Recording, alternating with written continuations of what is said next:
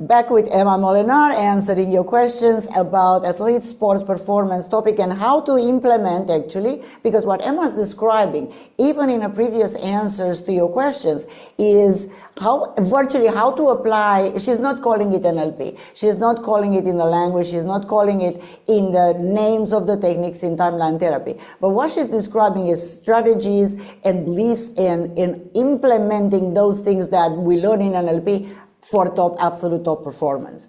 So, Emma, thank you for being back. Pleasure to be here. All right, so let's see. These are three questions, actually, and not so much emails, but three questions that I came. And they have to do with, first of all, would you like me to give them to you all three, or we take it one by one? What would you prefer? Let's do one by one. One by one, okay, one by one it is. So, how do you stay focused on the pressure, even when you're losing? Oh, that's a good one. That's a tough one, huh? Yeah, no one loves losing. Of course not. I mean, yes.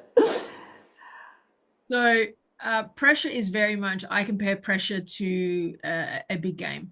It's a privilege, the fact that you're there. Not everyone gets to experience that. And the fact that there is pressure means that that other people are sufficiently motivated in the same thing you are, which means you have fantastic competition. So be thankful and be happy the fact that you are there. That's one. Now, when you're losing, even when you are losing, okay, for starters, again, a reality check. Where are you? Maybe things aren't going your way. Maybe you're behind on the scoreboard. You know, maybe you're the coach from the sidelines about to blow a stack because nothing's being executed. Okay, well, okay, it is what it is. And what am I now going to do differently or need to do or need to introduce that I haven't yet done, may need to do it a little bit differently. So that requires a level of a game plan, but it also means that there's some kind of succession planning. Because sometimes if things don't go well, okay, well, if this were to happen, what could I do? So there's a level of preparedness, if that's even a right word, to possible scenarios. And that is just part of strategic planning.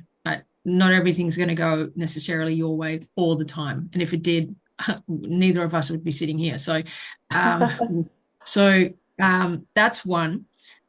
Something else is, even when you're losing, my coach told me this, one of my coaches said this to me. And I honestly, when she said this, I was like, whatever. But it was, remember to smile. And now smiling is fun when you're winning. It's not so fun. It's certainly easy to do when you're losing.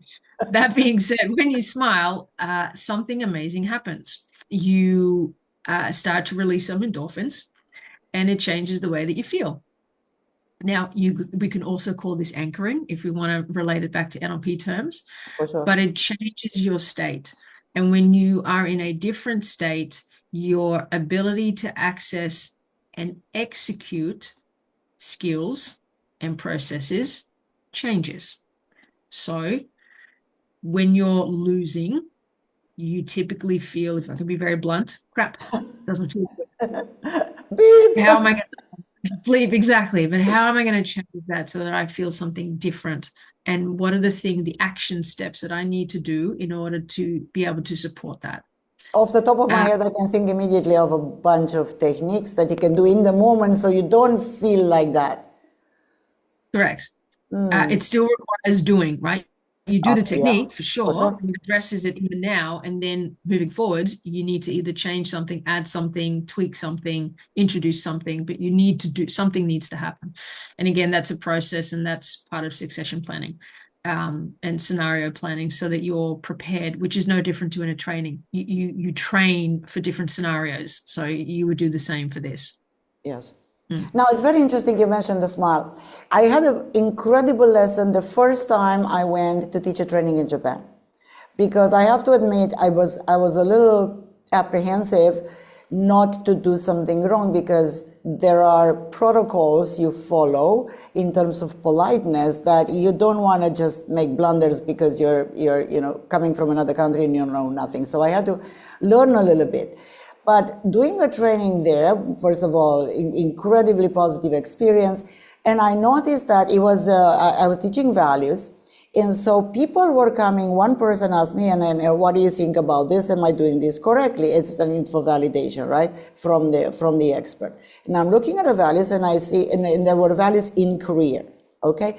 And I see this, smile. Okay, good. Another person, this smile, this. So the value called smile was always present across the board. And eventually I had to ask the translator that was doing, and I said, okay, I'm really sorry to seem like a little stupid, but I noticed that there is a value always called smile in all these people that ask me questions about their values in career.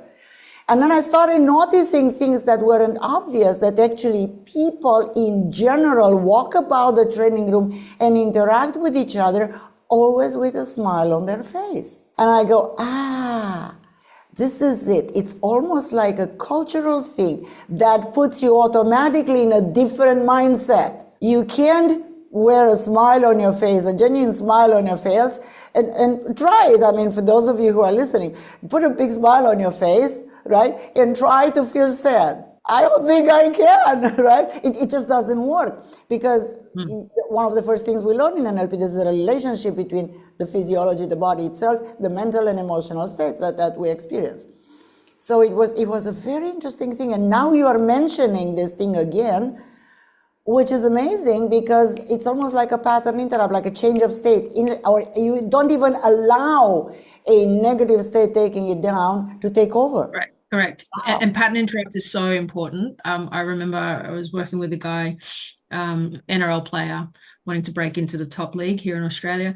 And I don't speak NRL, as in all the positions mean nothing to me, but he did explain them to me. He was the last line of defense. That's all I got. I went, okay, cool. So inevitably, a lot of people would score tries, right? Because it happens. It's not going to happen. He would get very down about it. And I said, okay, well, what are you doing? And we mentioned strategies. We figured out what he did and the manner in which he did that. And when he did his strategy, you mean in his mind? Yep, absolutely. In his mind, he would be so, I guess, sufficiently negative that it would impact the rest of his game. And when we found out what his strategy was, we did a pattern interrupt. And for him, the pattern interrupt wasn't smiling, but for him, the pattern interrupt was looking up. We actually had to, he needed to look up straight away so that he would interrupt.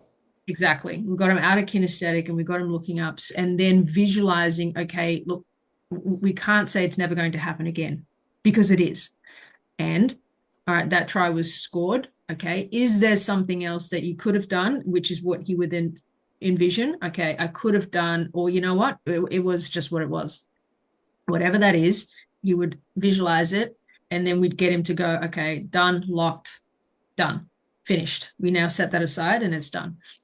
And that worked wonders for him, which allowed him to, irrespective of the scoreboard, you know, he's there to do a particular role because that's his role on the field, and we all have on the field, and he's just going to continue to focus on what he now needs to do next.